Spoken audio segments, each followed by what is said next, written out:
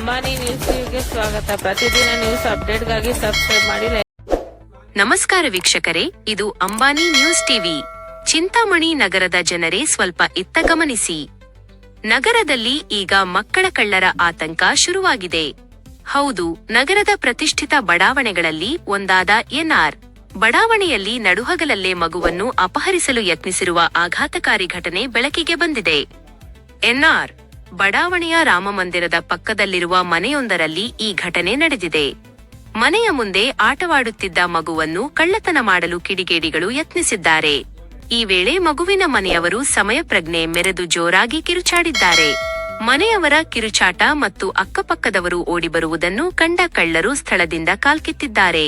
ತಕ್ಷಣವೇ ಸಾರ್ವಜನಿಕರು 112 ಪೊಲೀಸ್ ತುರ್ತು ವಾಹನಕ್ಕೆ ಕರೆ ಮಾಡಿದ್ದು, ಸ್ಥಳಕ್ಕೆ ಆಗಮಿಸಿದ ಪೊಲೀಸರು ಪರಿಶೀಲನೆ ನಡೆಸಿದ್ದಾರೆ.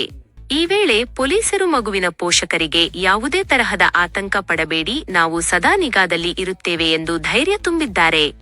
ಈಗ ಬೇಸಿಗೆ ರಜೆ ಇರುವುದರಿಂದ ಮಕ್ಕಳು ದಿನವಿಡೀ ಮನೆಯ ಹೊರಗೆ ರಸ್ತೆಗಳಲ್ಲಿ ಆಟವಾಡುತ್ತಿರುತ್ತಾರೆ. ಪೋಷಕರೇ, ಮಕ್ಕಳ ವಿಚಾರದಲ್ಲಿ ನಿರ್ಲಕ್ಷ್ಯ ಬೇಡ. ನಿಮ್ಮ ಮಗು ಎಲ್ಲಿದೆ, ಯಾರ ಜೊತೆ ಆಟವಾಡುತ್ತಿದೆ ಎಂಬ ಬಗ್ಗೆ ಸದಾ ನಿಗಾ ಇರಲಿ.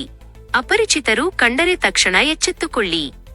ಇನ್ನು ಎನ್ಆರ್ ಬಡಾವಣೆ ಸೇರಿದಂತೆ ನಗರದ ಹಲವು ಪ್ರತಿಷ್ಠಿತ ಬಡಾವಣೆಗಳಲ್ಲಿ ಇತ್ತೀಚಿನ ದಿನಗಳಲ್ಲಿ ಮನೆಗಳ್ಳತನ ಮತ್ತು ಸರಗಳ್ಳತನದ ಪ್ರಕರಣಗಳು ವರದಿಯಾಗುತ್ತಲೇ ಇವೆ. ಇದರಿಂದಾಗಿ ಸಾರ್ವಜನಿಕರು ಭಯದ ನೆರಳಿನಲ್ಲಿ ಬದುಕುವಂತಾಗಿದೆ.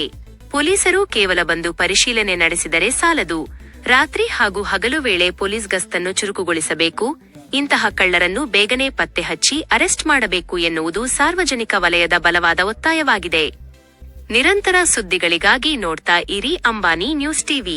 ಇದು ಅಂಬಾನಿ ನ್ಯೂಸ್ ಟಿವಿಯಿಂದ ಕಳಕಳಿಯ